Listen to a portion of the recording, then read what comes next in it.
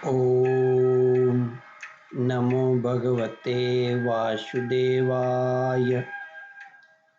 श्रद्धालु भक्तों, श्रीमद् भागवत महापुराण के चतुर्थ स्कंद के 22वें अध्याय के अंतर्गत महाराज पृथु को शनकादि का उपदेश का वर्णन है। इसके पूर्व जहाँ तक आप कथा श्रवण कर चुके हैं उसके आगे का प्रस्तुतिकरण करता हूँ।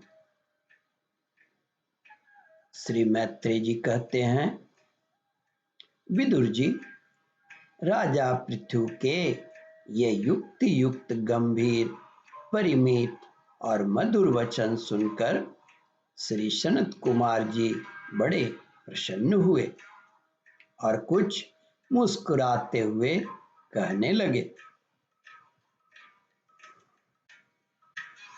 श्री सनत कुमार ने कहा, महाराज, आपने सब कुछ जानते हुए भी प्राणियों के कल्याण की दृष्टि से बड़ी अच्छी बात पूछी है। सच है, साधु पुरुषों की बुद्धि ऐसी ही हुआ करती है। सत्पुरुषों का समागम श्रोता और वक्ता दोनों को ही अभिमत होता है, क्योंकि उनके प्रश्नोत्तर सभी का कल्याण करता है। राजन, श्री मधुसूदन भगवान के चरण कमलों के गुणानुवाद में अवश्य ही आपकी अविचल प्रीति है।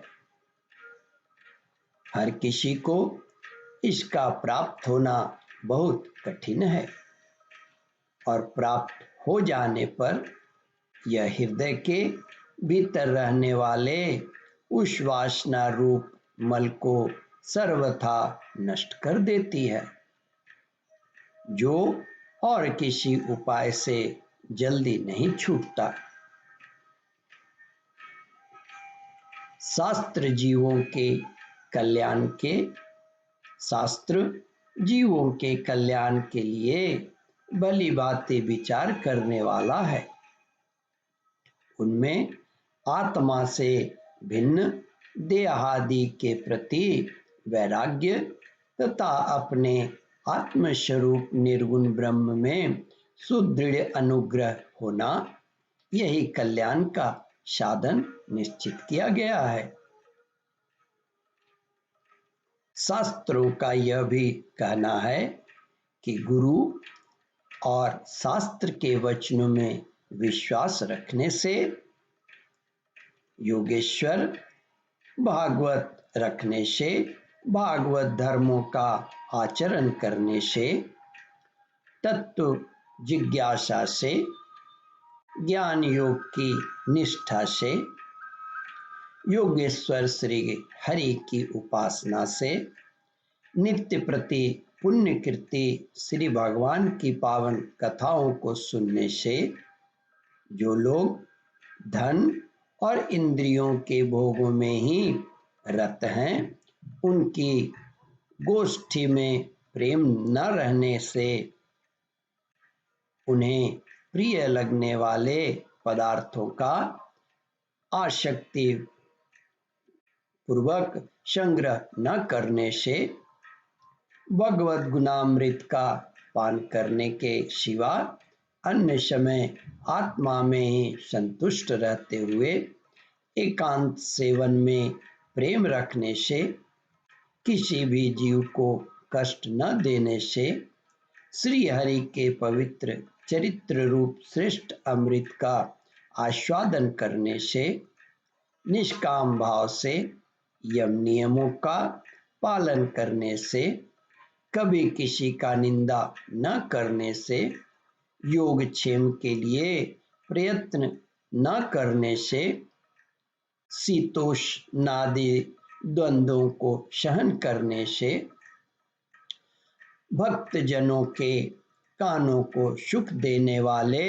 श्री हरि के गुणों का बार बार वर्णन करने से और बढ़ते हुए भक्ति भाव से मनुष्य का कार्य कारण रूप संपूर्ण जड़ प्रपंच से वैराग्य हो जाता है और आत्मस्वरूप निर्गुण पर ब्रह्म में अनायास ही उसकी प्रीति हो जाती है।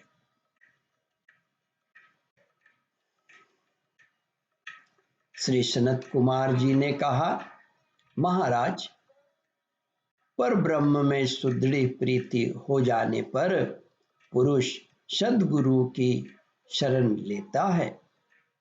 फिर ज्ञान और वैराग्य के प्रबल वेग के कारण वासना शून्य हुए अपने अविद्या 5 प्रकार के कलेशों से युक्त अहंकारात्मक अपने लिंग शरीर को वह उसी प्रकार भस्म कर देता है जैसे अग्नि लकड़ी से प्रकट होकर फिर उसी को जला डालती है।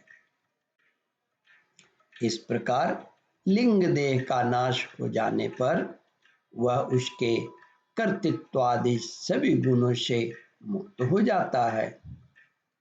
फिर तो जैसे स्वप्नावस्था में तरह तरह के पदार्थ देखने पर भी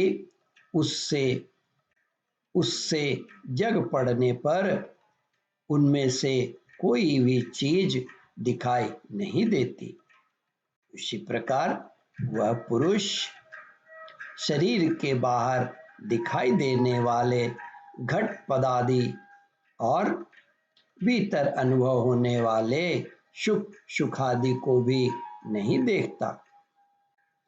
इस स्थिति के प्राप्त होने से पहले ही वह ये पदार्थ ही जीवात्मा और परमात्मा के बीच में रहकर उनका भेद कर रहा है और जीवात्मा और परमात्मा के बीच में रहकर उनका भेद कर रहे थे।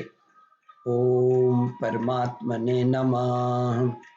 श्रद्धालु भक्तों, इस कथा को ध्यान पूर्वक श्रवण मनन और इसका चिंतन करें।